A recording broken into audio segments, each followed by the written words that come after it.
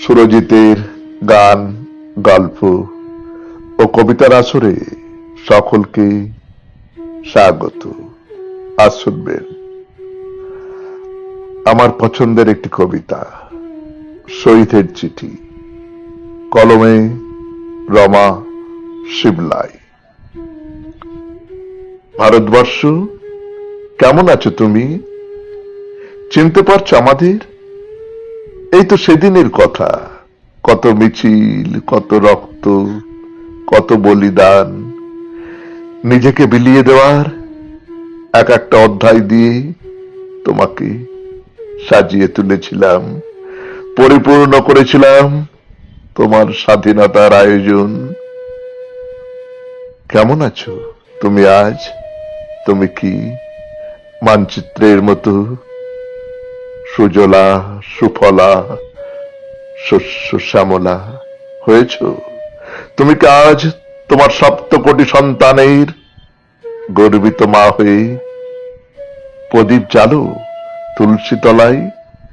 British পুলিশের জুতোর আওয়াজে আজ তো আর তোমাকে বিনিদ্র রাত কাটাতে হয় না। তোমার সন্তানেরা দুধে ভাতে আছে তো মা? তোমায় ভালোবাসে। যে আগুন জ্বালিয়ে তোমার চারপাশের অন্ধকারকে পুড়িয়ে দিয়েছিলাম আমরা, আজ তা প্রদীপ হয়ে তোমার ঘরকে আলোকিত করে নিশ্চয়ই।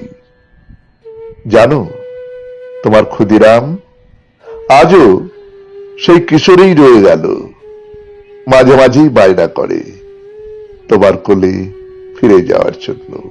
ও নাকি আবার শহীদ হবে তোমার জন্য। আর মদনলাল ধিংরা, সে তো আবার এক কাঠি উপরে, সে আবার তার পুরনো রিভলভারটাই ফেরত চায় ইংরেজ মারবে বলে। শুধু বিষণ্ণ সূর্য সে চট্টগ্রাম অস্ত্রাগারের লুণ্ঠন করা অস্ত্রের হিসেব নিয়ে আজও বিড়বিড় করে, হিসেব মেলাতে পারে না যে মৃত শরীরটাকে টেনে হিচড়ে ওরা ফাঁসিতে তুলেছিল, তার মুঠোয় নাকি একটা বুলেট ধরা ছিল। সেটার হিসেব কিছুতেই মেলাতে পারে না মাস্টারদা। কেমন আছো তুমি মা? তোমার সন্তানেরা আজ স্বাধীন মাটিতে জন্মায় তো? শিক্ষা, স্বাস্থ্য, চেতনা। আচ্ছা, তোমার মেয়েরা নিশ্চয়ই আজ আর দাসী নয়, সবাই রাজকন্যা হয়ে উঠেছে।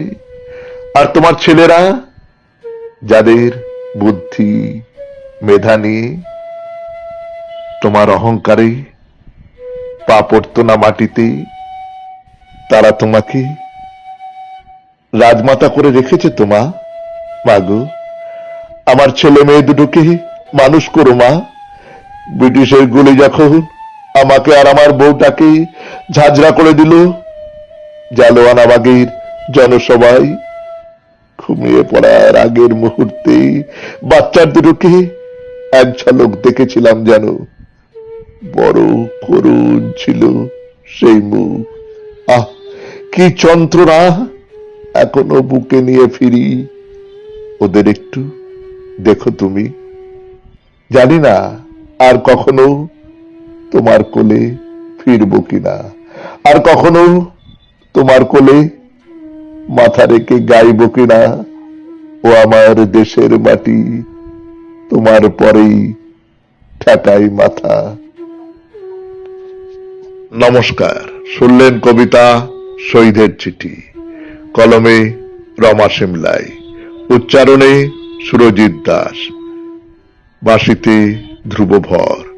সমগ্র অনুষ্ঠানটির সম্পাদনায় সুরজিৎ দাস।